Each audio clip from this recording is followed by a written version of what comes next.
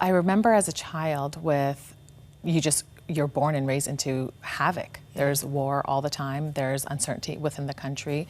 And I remember as a child going through places with my parents, and you always heard it in the backgrounds, hearing the war sirens, and just, we'd go to parks, we'd go to picnics, we'd have family functions and weddings and the fun stuff.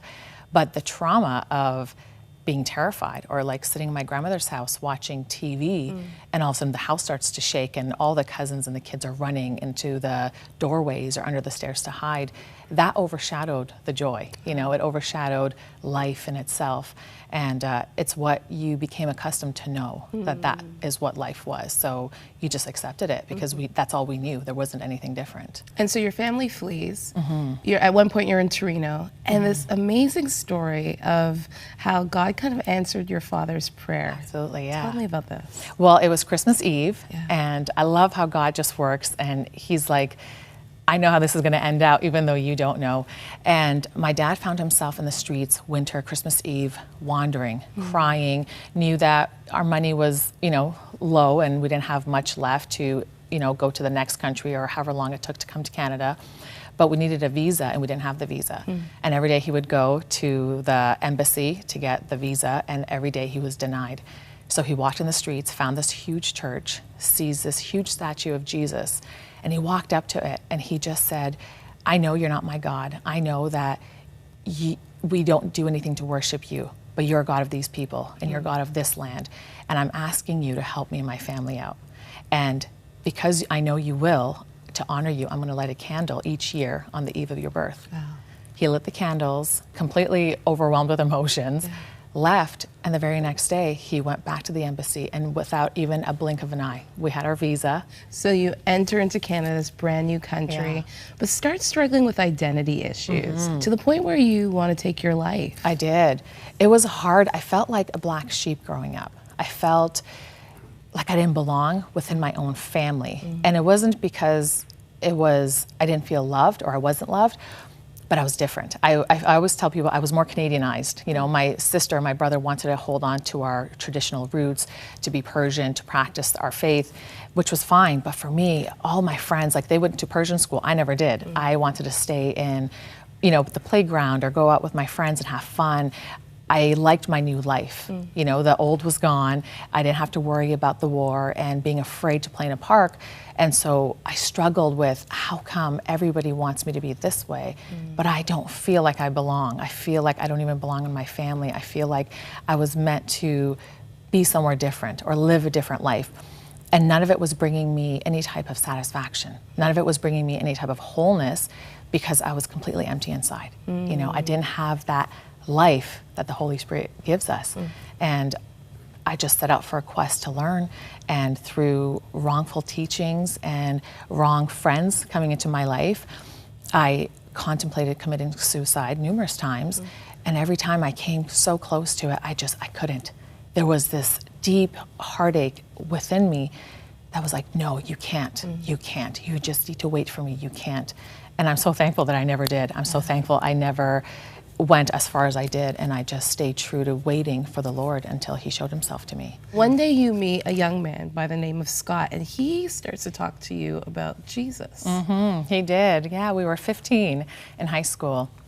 And I remember the first time I saw him, there was so much light exuding from him. And I just thought, who is this kid? Like, I gotta get to know him. And it wasn't anything like having a crush, but there was this, I was drawn to this light that I'd never seen on anyone before. And so, lucky enough for us, every class that we had that first year, we were in the exact same class together, except our homeroom. And we had a friendship. We based it on a really good, solid friendship, getting to know each other, talking. And he started telling me about Jesus. And I got really excited until my Muslim friends found out. And they just put the lid on it. They shut it down. And they reassured me how awful it was for any Muslim to convert, that there's no hope for you, that you're not allowed. It's a huge sin against God.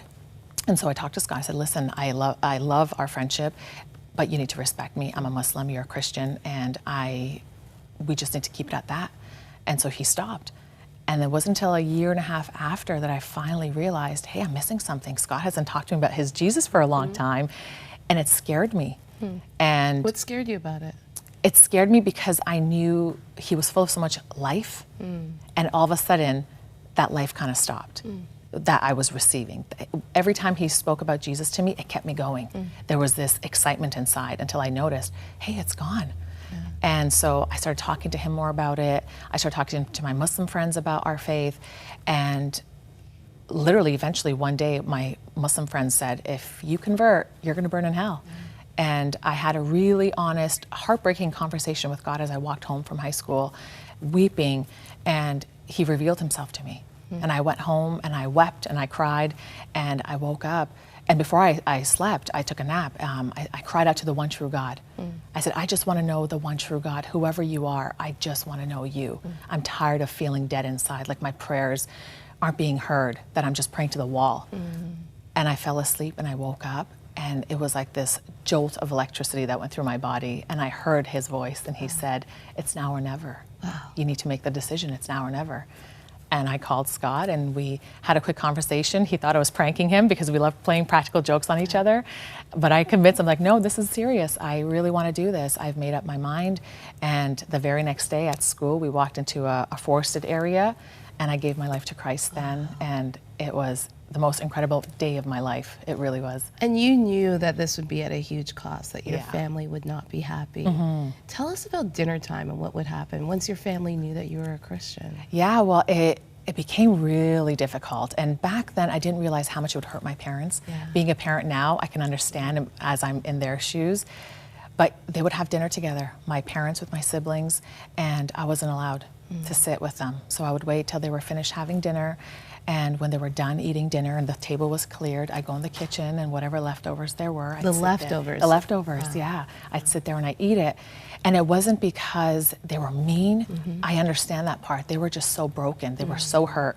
They thought I had completely gone behind their back, which I had. My dad had said, I wish you would talk to me about this. I would have helped you. I would have taken you to classes and taught you about the Quran and what Islam really is about. But my mind was already made up and I'd fallen in love with this new Jesus and I couldn't turn my back on him anymore. But it was really difficult. But at the same time, now being a parent, I could see their pain and I could see it wasn't intentional. They just didn't know how to deal now with a child who's completely turned their back on a faith that they followed for hundreds of years through past generations. You're now married to Scott. Yes, that's yeah, we are. We've been married for almost 14 years now. Yeah. And what was it about that Jesus? What is it about that Jesus that you decided that, yeah, I'd have to give up a family, I'd have to give up all of those things in order to follow him?